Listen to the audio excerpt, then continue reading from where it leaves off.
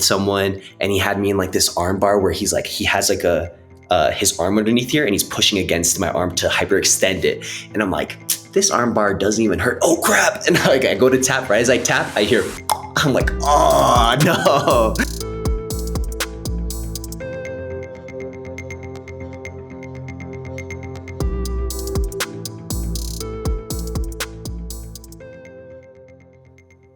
Welcome to the I Love You Man podcast, where we talk about reconnecting with old friends and being a good friends to those in need.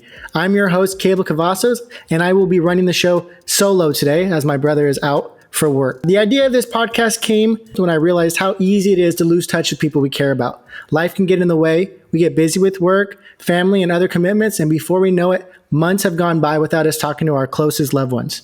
But the truth is, friendship is really important, and it's worth taking the time to nurture them. Today I have Roger Monroe on the podcast, and please give a warm welcome for him as we begin this episode.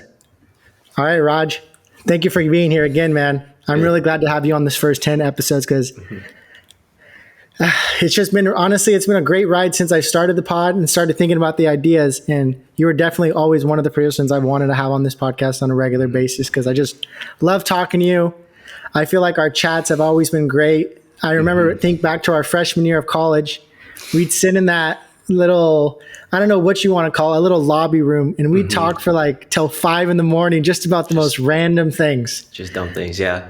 We both needed to go to sleep. We both had classes the next day, but both of us bonded on, we just didn't want to go to class. We didn't want to even go to sleep. And we had a good time procrastinating together in those rooms and just chatting about anything. No, definitely. Thank you for having me. I've been really excited to hop on this podcast. I'm like, damn, dude, I can't wait to just spill my heart out to Caleb. You know, definitely. Also, another funny one is when we were in Bordeaux. We were in Bordeaux, and then we just got 2 big old bottles of wine. We're like, what's the point of life? Fuck. Like, oh, can we curse in this? Yeah, you can. But it's not like, over the top, No, I mean, even if you go off the top, okay. It's try to not cuss as much in like the first 10 minutes. And then after that, we're all good. But don't even worry about it. I don't care at all. Okay. We're going to be so low on the radar. It's not going to be a problem. I mean, you don't have to worry about the algorithm yet, Yeah, exactly. At some point, then it will pop off. But yeah. Yeah. And then I'll start getting on people. But now it's fine. But no, I totally remember that day in Bordeaux because we were just sitting on the park bench, 2 big old beers, just drinking it back and forth and just... We were looking at some of your art on the iPad, and we were just talking about, the most existential shit. It's always the fun things to talk about, what I mean? Yeah, we were looking at drawings, and then we're like, dude, are humans even going to make it? Like, are you even supposed to? Like, what's the point? Yeah. Yep.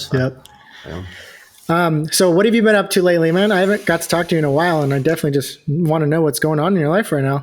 All right. So main thing is... Brazilian Jiu-Jitsu and lifeguarding. I'm working at a YMCA. I'm doing lifeguarding and swim instructing. And then every morning at not every morning, but every morning I can at 6 a.m. I'm doing Brazilian Jiu-Jitsu. And it's really fun because I'm the only dude with painted toenails and long hair and earrings. Everyone else is bald dude. He looks like he's from Ukraine, just muscle dudes. They're crazy. So that's the main stuff. And then on the side, I've been doing a little bit of drawing just every day, just thinking man, I should draw. And then just the day's gone. I'm like, oh, there's a day. Yeah. Yeah. But mainly jiu-jitsu, and I've been doing ASL, like YouTube lessons. Oh, sick. So I've been teaching Jeremy a little bit of ASL, what I've been learning, and then a little bit of Spanish on Duolingo. I accidentally bought a year-long subscription of Duolingo. I was like, yeah, dude, free trial. I'll totally remember to cancel that. And I'm like, oh, guess I got a year's worth. I guess I'm gonna learn Spanish. So, dude, okay, well, add me on Duolingo because you can do little friend challenges. And you're on Duolingo? Yeah, dude, I am. My username is no Nintendo. But no Nintendo? Yeah, but it's spelled like Nintendo. So you'll find me on there, and we could definitely start. I'm gonna start grinding it. Have you heard of this app called italki by any chance? No.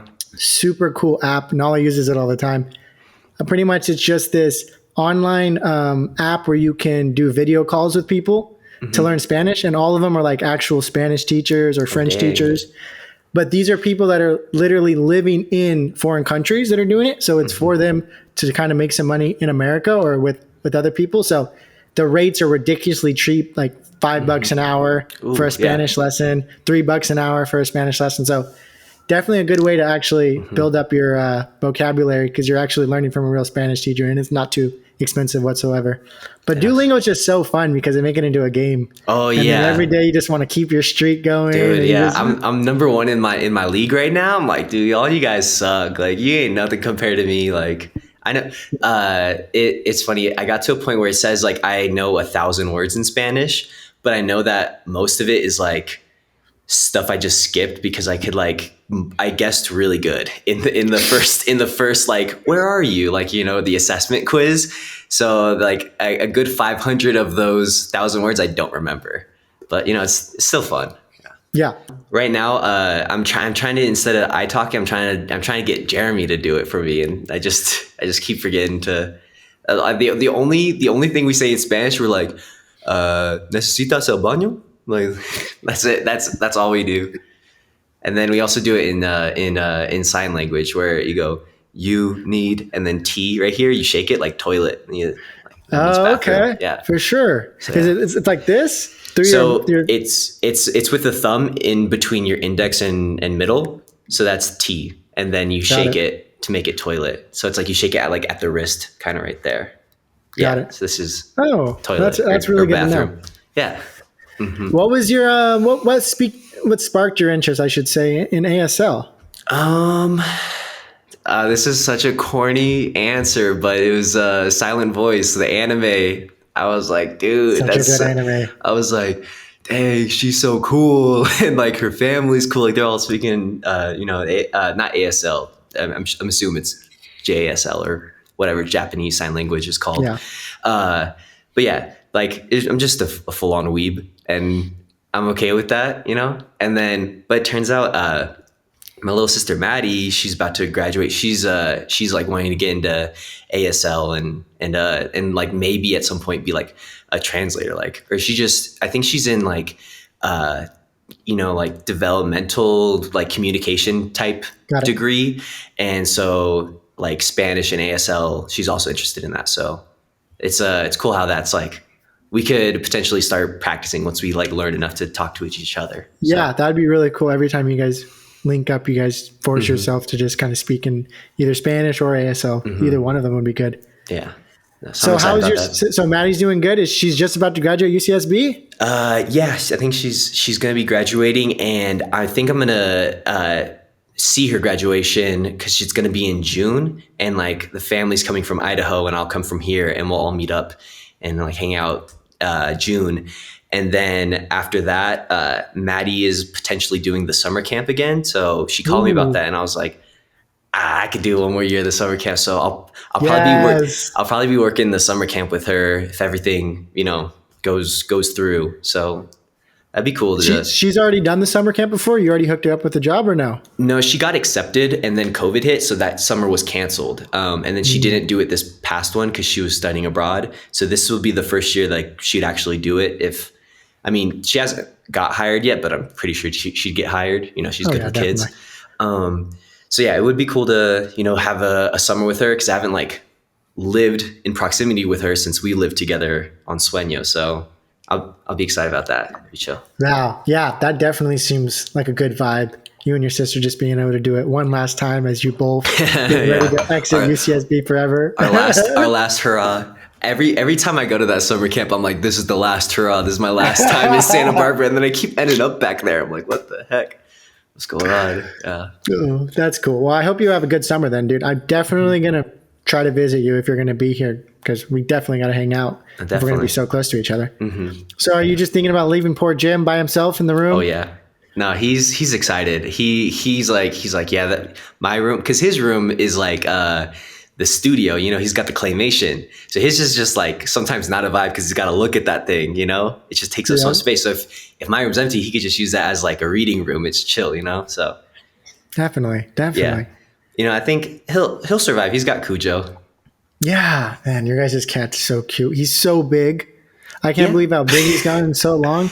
Yeah. And also, he just seems like just a chiller. He seems like he's always just down to be picked up and just down to be Oh yeah. laying down. He's definitely a chiller, but he like doesn't enjoy it. He'll just like you'll pick him up and he won't fight you. He'll just be like, why are you picking me up? I'm like, dude, like, just chill for a second. He'll just sit there like looking at me. Like it's like you can tell he just doesn't like being pet. So you pet him and it's like you might as well just be petting a sock, you know? It's like nothing. And I look at him, I'm like, what's wrong with you? And it's Oh just no. he vibes with us in like the very early morning where it's like he's like waiting for us to wake up. Someone wakes up and he starts purring. He wants us to pet him. And then like we'll leave for work, and if someone comes back after a couple hours, like, oh, someone's back. He's purring. Every other time, like 95% of the day, just doesn't like us, you know? And that's a cat, you know? Yeah, that's a You cat. got, You really got to take that risk when you get one. yeah. We You got got to what we take signed that up risk. for. Yeah.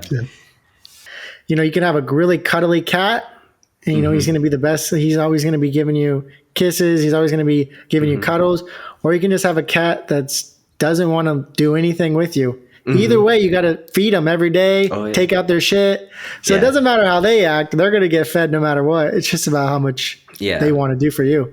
It's like that's all Jeremy's job. I don't do any of that. So like me and Kujo, we're like roommates in college that like aren't friends. We just see each other. We just always look at each other, and that's it. It's just, and it's like, imagine if one of your roommates was just like, would just grab you, would just be like, hey man, you're like, that's me to that guy. I just keep grabbing him, and he doesn't like me. Yeah. So, but it's chill. Jeremy likes him, so he'll I'm be sure he'll be Jeremy- all right during the summer. Yeah, sweet. So how's the weather been so far? I looked out the window; it looked really nice. Yeah, today's a nice day. Yeah, it's pretty normal right now. It's like I'd say like 50, kind of windy. You can't really be. It's not t-shirt weather, but it's like sweater weather. It's chill. Um, it's weird just being in snow all the time, where it's just like, it's not. You get used to it, and then the only thing is that you just get frost on in your car every day. And it's like if you're a kid, you're having fun in the snow. If you're an adult, you're going to work. Oh, I'm running late. Psh, got frost all over. Just got to scrape the car. It's just like It's just another thing to have to deal with.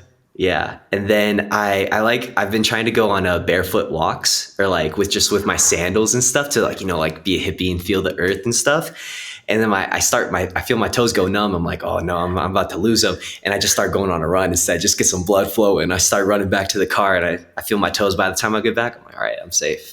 So Dope.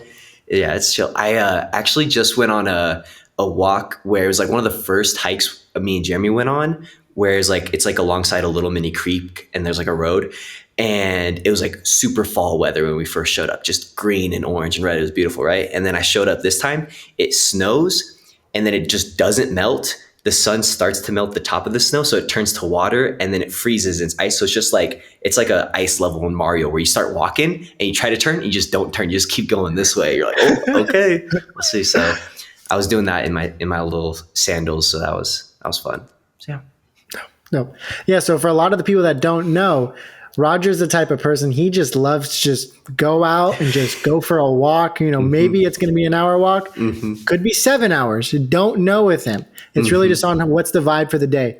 But how is your daily walks been going over there in Colorado? Have you been able to get out there and get them as like you like? Yeah, they definitely haven't been super long walks, because it's like sometimes you get cold and you're like, I'm just gonna go home, But I definitely, there's a lot of variety of the different types of walks you can get, because there's like it's a 5-minute drive, and there's a whole hike where it's like you can walk up, and there's a hill where on the right side it's mountains, and on the left side it's the city, and it's just like boring flat land, but on the right side it's like beautiful mountains and stuff. So that's like it's a 5-minute drive from the house, so it's super close. I've been doing that at least twice a week, pretty chill. Yeah, I've been trying to work up my my barefoot endurance. I've been doing this thing I don't know if you heard of like a walking meditation where you take a breath and you measure your breaths with how many steps you take per breath. No, haven't So heard of it. so it's like you inhale and you go 1, 2, 3, and you exhale 1, 2, 3. So it's like you're just going slowly, and it's like you're just like you're not like trudging, you're just easy, you're just chilling, you know. So I've been doing that, and then there's like you could do it with one, like inhale 1 step, exhale 1 step, so you're super slow, right? And then I'm just doing this, I'm like vibing out, I'm like going crazy. And then there's like another lady with like her dogs that are walking past. I'm like, I gotta start working like a normal fool, or else she's gonna think I'm a weird, just like slowly stalking towards her. Stalking with no shoes on. Yeah, just looking like a weirdo. Yeah, so it's definitely it's a fun practice. It's chill. I definitely feel like all very hippie. Like I'm so connected to the earth. I feel every rock under my feet, and then I'll put on some shoes. I'm like, I'm so disconnected. I'm walking on clouds. I'm not even grounded.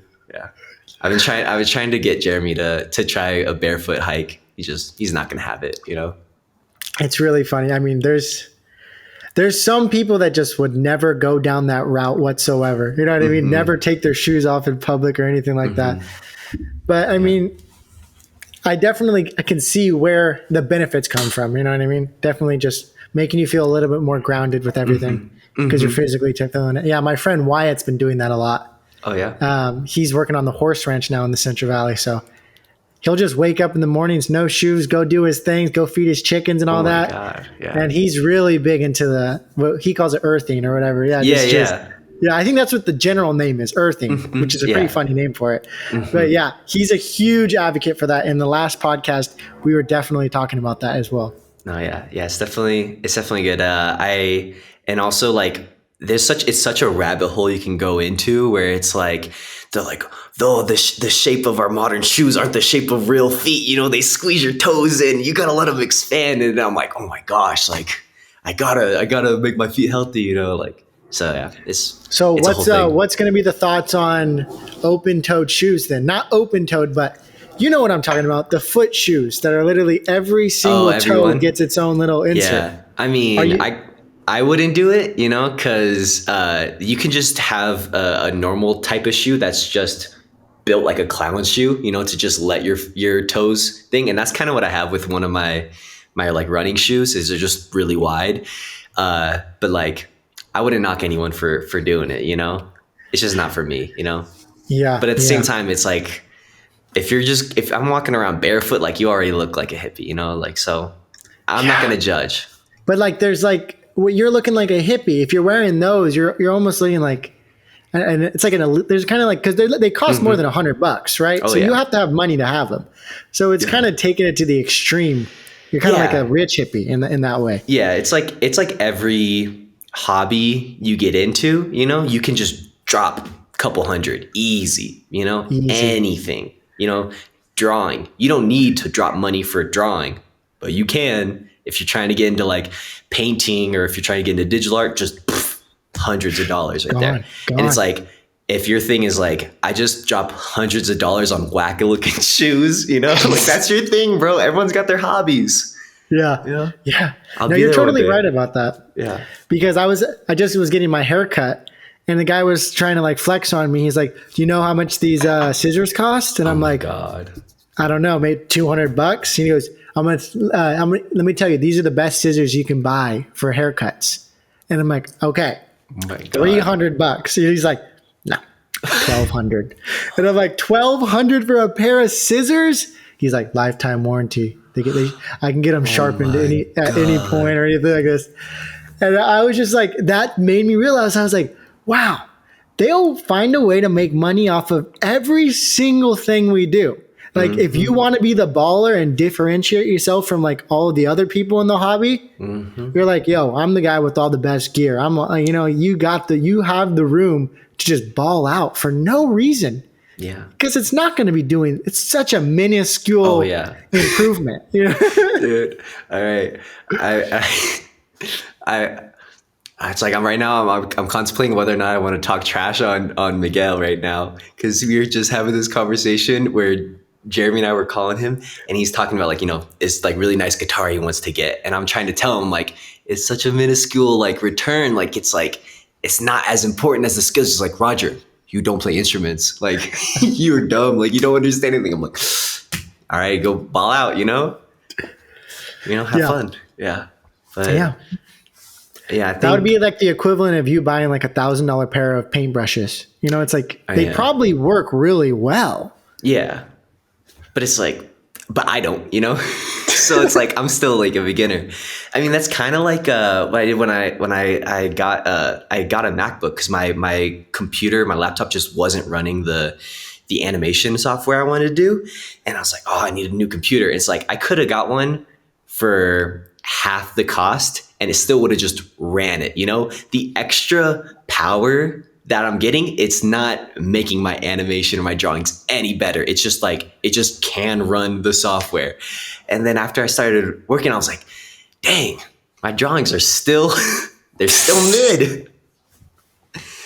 So, I understand. You gotta ball out to know, Yeah. You got to ball out to know that next time you buy something, you don't need to spend as much money. Yeah. Mm-hmm. So how's the animation going, dude? I definitely want to talk about that. Oh, it's been ass. It's been like, I have not done a single thing since like I talked to you a month ago. It's so bad. It's every time I think about drawing, there's a voice in my head that goes, dude, you can't even draw. And I'm like, I forgot. No. I forgot. I can't draw. My bad. It's been so bad. And then like, I'll get up to draw. I'll set up like, not even the computer. I'll just set up paper just to do little quick sketches just as a warm-up. My warm-ups looking like ass. I'm like, oh my God, like I'm offended at how bad these look. I'm like, the night's done. I spent an hour warming up, not a single good drawing. I'm just gonna go to bed.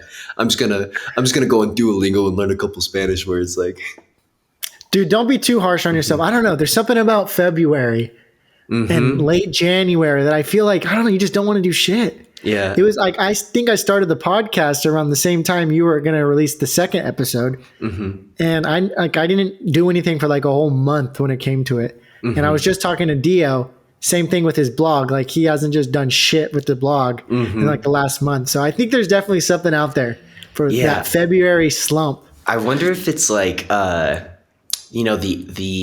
optimism you have for the new year, like where it's like I don't know if everyone does New Year's resolutions, but like you get a vibe where you're like, all right, let's do something. And then January and February are just the same stuff. You're like, oh, it's not different at all. And it's just, it's cold usually. You're just usually not doing as much outside stuff. I definitely feel that. Yeah.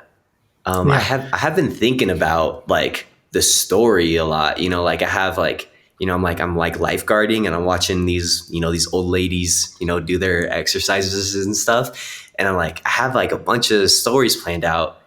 And then this drawing it takes effort, Yeah. I mean, dude, you're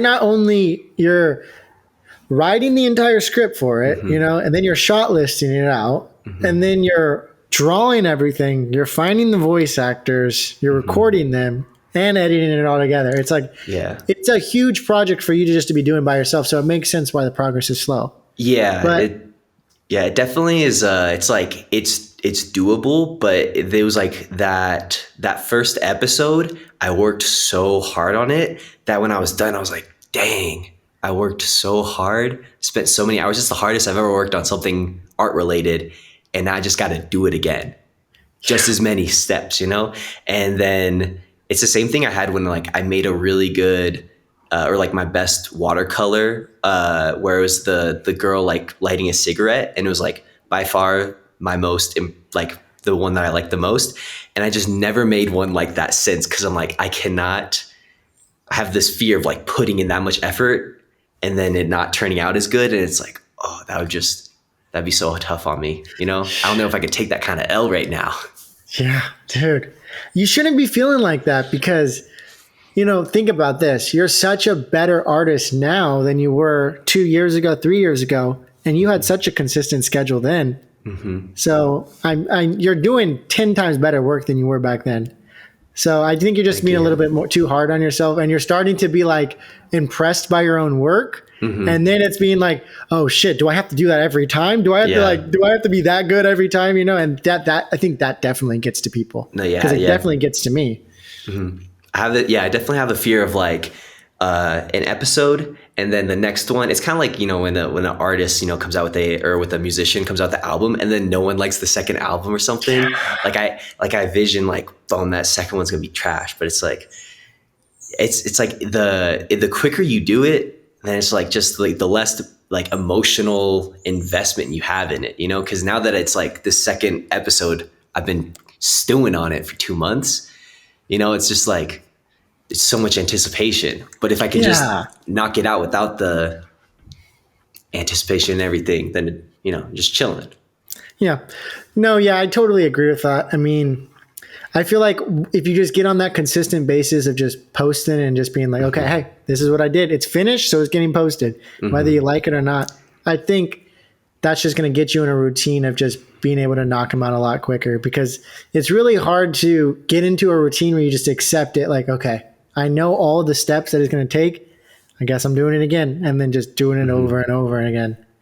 Because that's the thing that holds me back the most from working on shit, is that I'm like, I know how long it's going to take to edit that, or I know how long it's going to take to write that, because I've done it in the past and I don't want to like commit to that much time.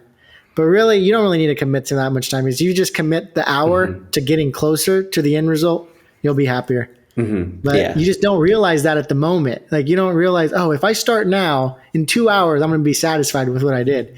You're just like, oh, I just don't want to start. That's my biggest. I mean, procrastination has been something we've both struggled with, I feel like. So I think we both understand that vibe. Yeah. And it's like the more you get into it, the quicker your process is, because it's like there was so much redundancy in like my like shading, like the filling in the characters and everything. Like I know I can do it quicker without making it 10 layers. I know I can do it in like 5 layers, so it's like you can make it quicker, and it doesn't have to be a whole event. Yeah. That's the thing, is like, for example, for editing the podcast especially, it's like, I know once I do 10 episodes, I'm going to know exactly how to do it quick. Just takes me, it's going to take all 10 episodes for me to, mess up, have to restart the whole thing over. And I'm just like, I do not want to do this all over again. But I know once I get to my 10th episode, I'll probably know all the tricks to make it go super fast, super streamlined. So I think that probably the same thing for the animation. Like once you get to 10, I'm sure you'll be able to knock them out so much quicker, because of the process. You're streamlining the process. Yeah. And definitely, and to be able to be less precious with it and be like, all right, it doesn't have to be perfect, Yeah. So it's like maybe future episodes of the animation like won't have, shadows, we'll see, maybe that's like, it's not worth the time. Maybe it's more time to just like pump it out, Yeah, that's a good point. I mean, because a lot of the episodes I feel like come from the story that you're trying to convey. So I feel like a lot of the audio is always more important than the visual. Like people like hearing what's going on versus seeing it. If you took away some of the shadows, that's going to they'll still like it. Yeah. And also like the reason I started to be interested in storyboarding was because people would like have really crappy drawings, like just squiggles, just like the most basic silhouettes, and they would chain them together and it would look really cool. And I'm like, dude, like you don't even need to draw that well. Like that's the whole thing. And then I get into it and I'm like, and I try to make every drawing, The best you can make look it. good. And then it's just like, that's not even, the reason. So, right. So some of those storyboard artists, they're great artists, but they're choosing to do a crappier job because it looks better. I mean, they're on a time constraint, or they realize that, hey, I got a lot more drawings to do. I should have just focused. Yeah, definitely. So do you feel like you grab some frames and you're like, okay, I'm going to go really hard on this frame just because like I want this to be an important thing? Or do you feel like you try to take equal amount of time on each frame? I think I was trying to do an equal thing on each frame, because it's like I was trying to learn how to be like make the character look like the same character in different shots and like have different emotions and stuff. So it's like I don't regret the amount of detail I put in each one. It's just, I don't know if it's, viable for as fast as I'm trying to make them. Like I want to make them way faster, So, Right. but yeah. No, yeah. I mean, I really have like the first one that you put out was just really funny and just like super. It seemed like it was just really good, really well put together. And I think anything you're going to come out with is going to be good, in my opinion. Just because Thank you. I I love you appreciate as an it. artist, and I love the vision that you have. So just don't be too hard on yourself, because we're all here to support you, and we're all going to like your stuff for sure. Yeah. Thank you. Yeah. And this is like the last thing I'll say about it, but it's like the next episode is so dumb. It's a cat. It's a demon cat beating up the main character, the angel. And it's like, I'm thinking like he's going to do a Dragon Ball Z, like Kamehameha to him. It's like, why am I stressing about this? This is the most dumb, like joke of a thing ever, Like you just need to chill out. Yeah, dude. But don't be too hard on yourself for not doing it either. You'll get it in. You'll get it in time. So I would love to talk about just your wellness and your mental health routine. Like how is jiu-jitsu and meditation, yoga, art? How are those all like creating a synergy for you just to kind of like promote positivity in your life? Sure. I'd say definitely the Brazilian Jiu-Jitsu is really good because it's helping me like get up in the morning. Because if I wait to wake up right before work, it's just such bad vibes. You just get up and like, oh, I gotta go to work. But like I'll wake up and be like, oh, I gotta go to jiu-jitsu. And then like I show up and it's pretty chill because it's like the dude will show me some weird ass move. He's like, all right, you're on top of him. And he does a weird 360 spin upside down. And he like locks up both legs. He's like, then you get to here. And it just doesn't make any sense. Like my face is literally like I'm jaw dropped where I'm like, what? He could do that. So that part's cool. Like it's definitely cool to like learn something and also have like exercise. So like my body feels good. The only thing about it is like I'm just like straining and spraining joints. Like No. yeah. I first or second practice, I heard the loudest pop of my knees ever made. It was like I was like, oh. And so it's like it still hurts if I like squeeze really tight. It's not terrible, but it is what it is. And then the last practice I went last week, I was going live with someone and he had me in like this arm bar where he has like his arm underneath here and he's pushing against my arm to hyperextend it. And I'm like, this arm bar doesn't even hurt. Oh crap. And like I go to tap, right as I tap, I hear, I'm like, oh no. So then yeah, my arm kind of hurt. It's like not sprained. It was just, just hyperextend a little bit. So it's not too bad, but you just gotta, you gotta be careful. You gotta have like no pride. Like, just like, you just gotta tap out even if like you can hold it longer. It's like, what's the point? So they can tear up your arm, So that part is definitely good to wake up early and get exercise. Meditation is definitely chill. I've been doing, I don't know, have you heard of Zazen?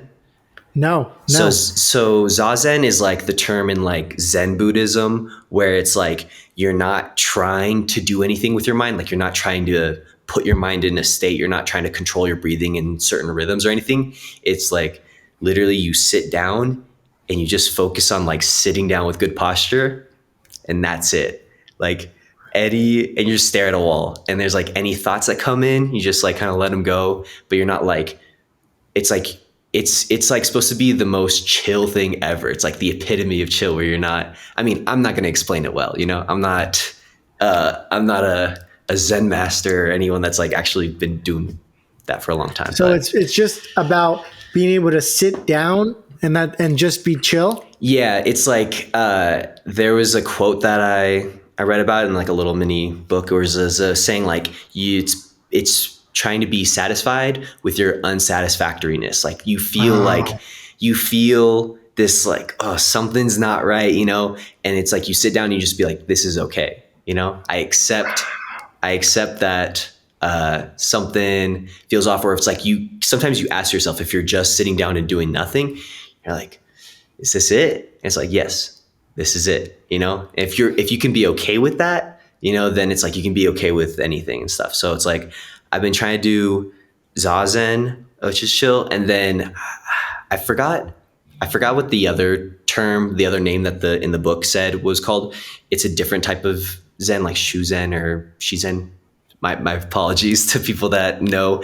That version is more like, you breathe in for a certain amount of time, you breathe out for a certain amount of time. Like that's like a technique. It's like a practice where you like put your mind in a state. And that's kind of what I was doing for like a couple years, where it's like breathe in, 4 seconds, hold your breath for 7, breathe out for 8. And I would just be like chilling after a couple. I'm just lightheaded. I'm like, oh yeah. And then, but with Zazen, I just put on some like incense and I just kind of watched the incense burn down for like 30 minutes. So, wow. And then every like couple minutes, the little chunk that got burned, the little piece of ash, like it falls. I'm like, it fell. It's like my little treat. I'm like, oh, that was cool. And sometimes you miss, you're like, I wasn't paying attention. I wasn't in the moment. I wasn't present. Got to pay attention. Yeah.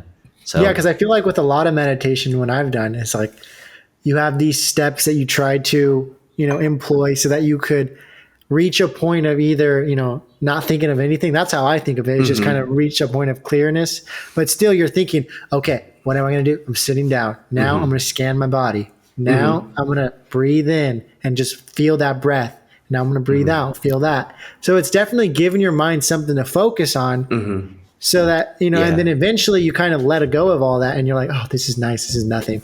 But with the Zazen, it makes sense because it's like you're constantly throughout life just in this state of either if you're super anxious, and you're in a state of anxiety, but you're just always in your own state. So just be able to sit down and just kind of deal with it and just be like, this is it. This is life. It feels almost more, I don't know, I wouldn't say nihilistic as in like, there's nothing you could do to make yourself feel better, but it's like, it definitely feels very like stoic, where it's just like, this is it.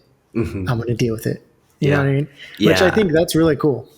Yeah, I also do like I do the thing where, you do the conscious breath and you like slow your breathing down, you get in that state. And then from there, I'll go into like the Zazen of just like thinking about nothing, just sitting. Cause if like just going straight from like, I just got back from work and I'm all like tight and everything to just sitting down, like that's too hardcore for me. Like I'm not there yet, So yeah, it's definitely it's kind of hard. It's not like, I wouldn't say I'm good at it or anything. And it's not like I'm like just completely no thoughts or anything. It's still just like thoughts keep coming up and everything. And then, but a saying that I say to myself that I learned from like a book was, it's like every time I realize, I was like drifting off and thinking about a random ass thing, I say to myself, I'm like, oh, welcome back. I'm back here. I'm back in this moment. I'm just like, I'm home. I'm chill. So yeah. Yeah. No, that's really cool. So it's easier, or it's easier to do that. Like say like, oh, welcome back, and have it as a positive tone rather than like, oh, I was daydreaming. I was fantasizing again. You get angry at yourself. Kind of like the same way, like I would do it with like, art or like one of your disciplines and stuff. But instead of being like critical, you're just like, you celebrate the fact that you realized that you were drifting and then you're back here. It's like, welcome back. So yeah. Wow. That's really powerful, dude. That's really cool. So have you been doing a lot more reading about this stuff to accompany it? Yeah. Just kind of like. So there's like there's a podcast that I've been listening to. If anyone's interested, it's called Zen Studies Podcast. It's like it's kind of a very academic way of looking at Buddhism, especially for people that are like total beginners. There's like episodes that are focused on like the history of Buddhism, about like Buddhist teaching or like teachings of the Buddha, and then like personal stuff. Like there's like a bunch of different categories. So it's like, if you just want to learn about the history, boom, boom, there's a bunch of that stuff. So, or if you just want to learn about how to meditate and stuff, there's a bunch of stuff like that. So I listen to that. And then there's this book by Thich Nhat Hanh. He passed away a couple years ago, but he's a Buddhist monk that was like founded like a bunch of monasteries, like I think it's called Plum Village and stuff. And he wrote a bunch of books. He's pretty influential. And I have a book of his that's pretty short, and it's like a bunch of little bite-sized little pieces of, wisdom from him. And I'm on my third rereading of it, because each chapter is like 1 or 2 pages. So it's super just digestible. So you just read it, and then after 2 pages, you just feel chill. You're like, yeah, I can just breathe, like they can't take that away from me. Like, unless I'm dead, like I can still breathe, So Yeah. whenever I'm lifeguarding, I usually have either 15 to 30 minutes of a break every once in a while. And I'll just pull up the book and just read a couple chapters. And I'll just be like, there's a bunch of kids swimming around and I'm just like reading a book going, just chilling. So that part's chill. Yeah. Man, I bet you that's an incredibly effective method and a use of your 15-minute break at work. You know what I mean? Yeah. Like being able to get into like a Zen state during that 15 would probably make the shift go by so much quicker. Or just everything just flows so much better because when you're at work, I feel like you're constantly looking at the clock. You're constantly just like getting tensed up about not wanting to be there. So having that real authentic break to be like, okay, this time's for me. Like even though I'm here, this is still my time. I can take these breaths or I can read this. I think I used to do that a bit when I worked at the club and guest house. When I worked at beachside, because I would just go and take a chair to the beach and then just hear the ocean crash and just kind of do a little meditation. And it definitely rejuvenates you for when you're going back to the shift because you're just like, okay, I can do this. I can get back. Oh, definitely. This is more positive. And it's like when I would be reading the book, it's like my perception of like my vision changes where it's like the book seems so clear and my hand is like so real. I'm like, oh my gosh, I'm so here right now. And then like, it's like everything else is like blurry where it's like, it's, and then like, I'll like look at the lifeguard. I'm like, dude, like this guy doesn't even know I'm perceiving him right now. Like, I'm just like, so like staring at everyone. I hope, they don't notice me staring at them. So it's chill. Yeah. That's good. That's dope. Oh man, that's really cool, Raj. I'm glad you're able to like really like dive deep into these things and it's actually providing you, some peace in some way and just some methods about dealing with things, which is really cool. Have you been staying on top of your yoga game? Not this past week, but before that, I think I was doing all right. If you asked me a week ago, I'd be like, yeah, but this past week was whatever. I got sick for like the past 2 days, so I'll count that as an excuse. Or actually, it was mainly because when I got my elbow popped like 4 days ago, I was like, I can't do downward dog. So what's the point, Even though there's so many other poses that you don't have to put any pressure on your elbow.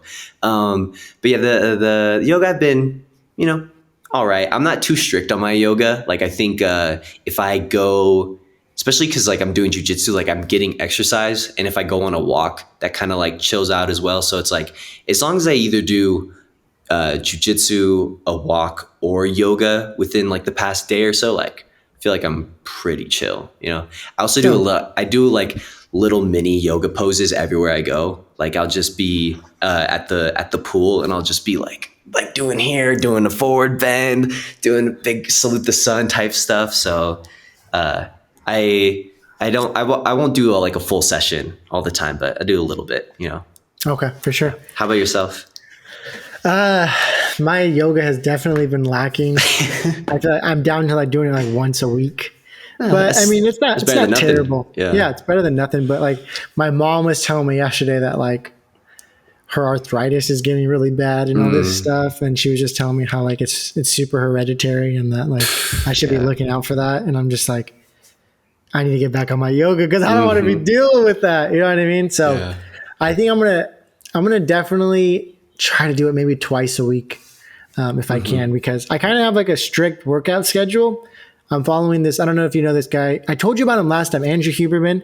Yeah. I listened to the episode about the sleep stuff. That was a really good episode. Yeah. Dope. I'm glad you actually checked that out. So yeah, he has this it's called his fitness protocol. It's just like pretty much just how to stay fit and just like what to do. So it's kind of like running 3 days a week is what I'm doing. And then the other 3 days I'm hitting the gym with some workouts, leg day, upper body day, and then arm day.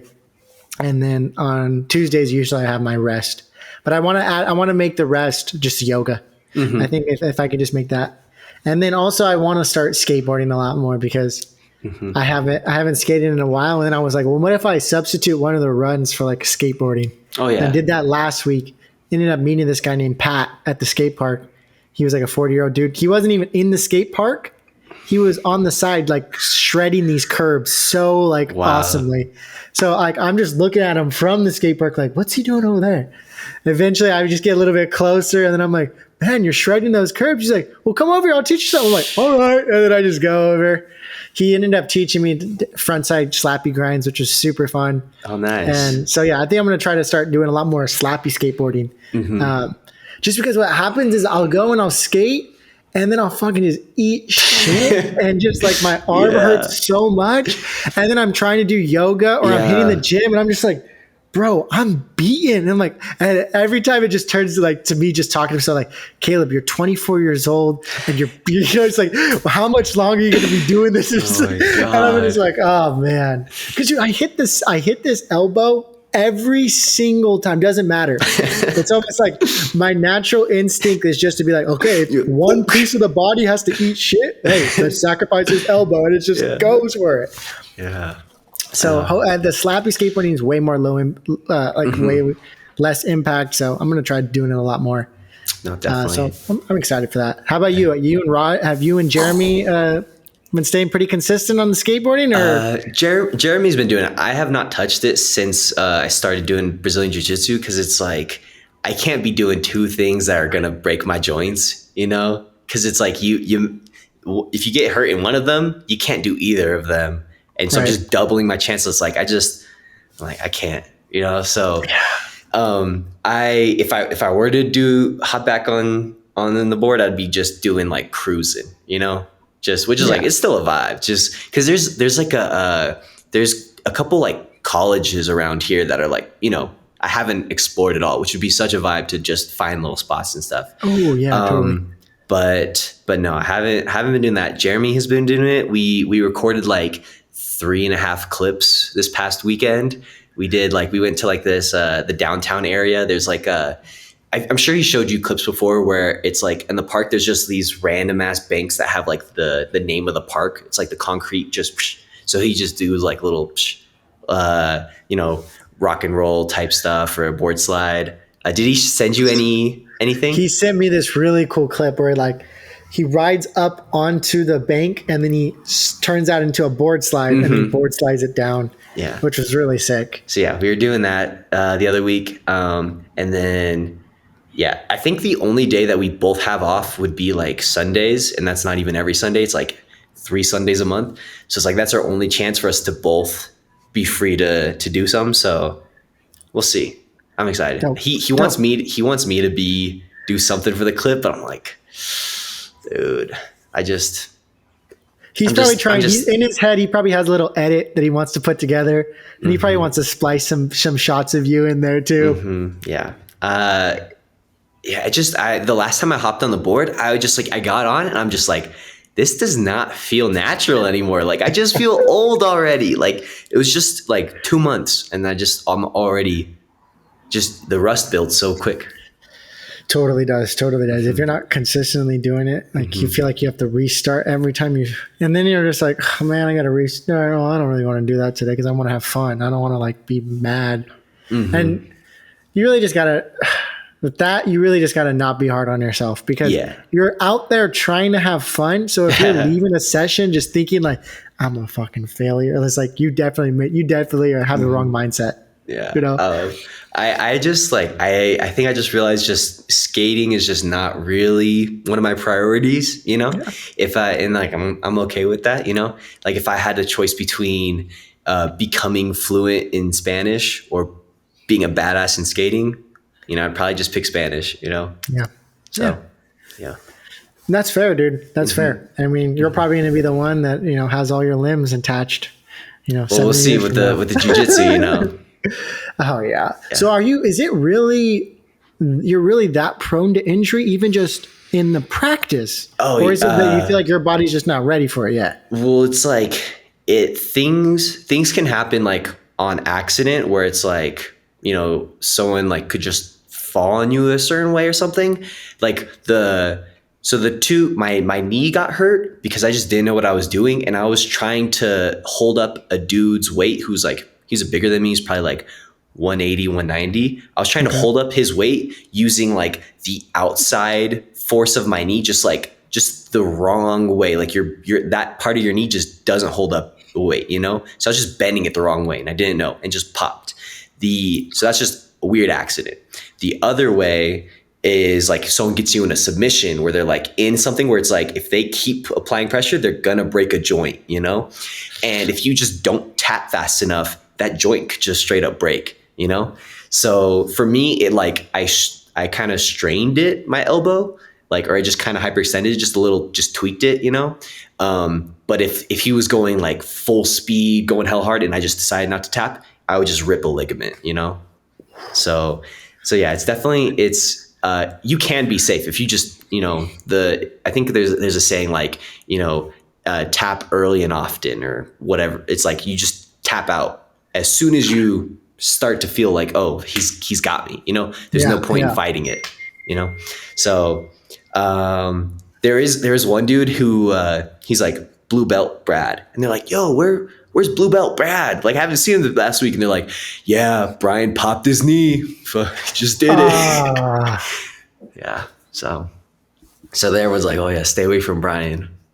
Right. Yeah. Stay away from Brian because it's just practice. You know, there's no reason anyone needs to leave with a cast on or anything like that. Yeah.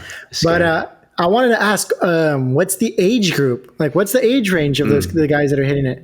It's like me and this other guy are like, you know, 22, 23, and then everyone else is in their mid 30s and like early 40s. So it's just a bunch of dads. It's pretty chill. Like they're like, Brian, where you been? He's like, you know, my kids just kept getting sick. I just like, do I want to give everyone pink eye? Guess not. So I just won't show up to practice. So it's just like, just old dudes, and they're all bald. It's really funny.